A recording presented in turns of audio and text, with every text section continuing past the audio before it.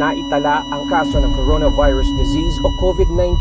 Mabilis itong kumalat sa buong mundo. May mga local transmission sa mga bagong kasong nadagdag. We are now transitioning to home quarantine. Let hope be the antidote to fear.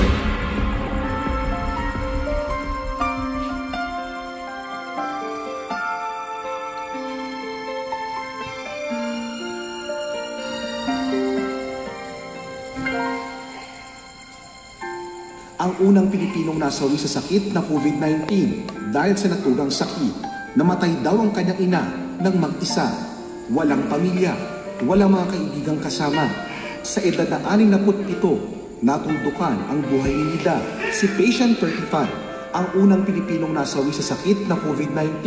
Ni walang seremonya para alalahanin siya nang i-cremate ang kanyang labi kahapon. Dagdag dako kay Liza ang sitwasyon ng kanyang amang nagpositibo rin sa COVID. Nag-iisa rin ngayon sa ospital. Doon lang din nila nalaman na may COVID-19 ang kanilang ina at ang kanilang ama.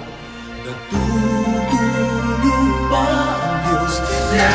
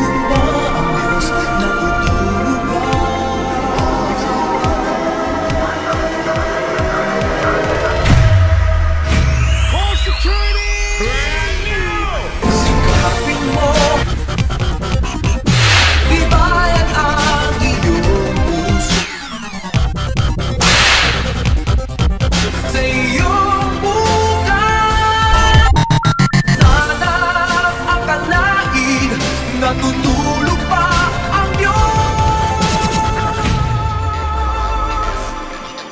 Ang buhay mo ay mayroong halaga sa Kanya.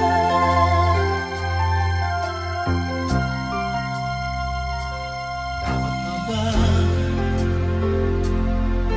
na ikaw ay maghintay at himukin pa, pilitin pa ng tadhana?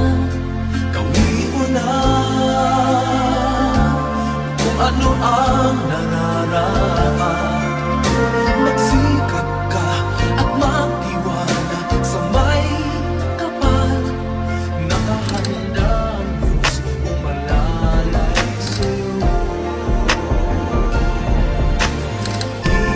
Hihintay ka lang, kaibigan.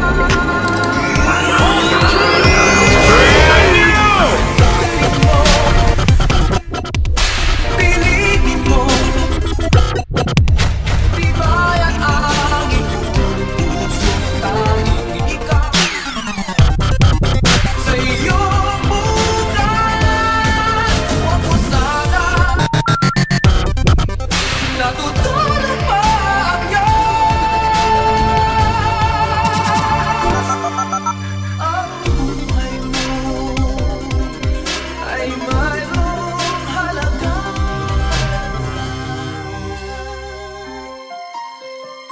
sa Kanya. Sa ilalim itong asul na himpapawid, COVID ka lang, kami may Kristo.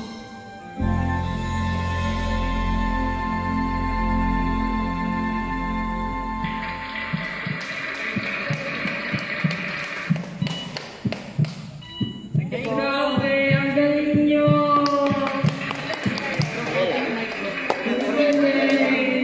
Coronavirus disease o COVID-19. Wala ko masabi. Ang galing nyo. Ilang araw? Ilang araw?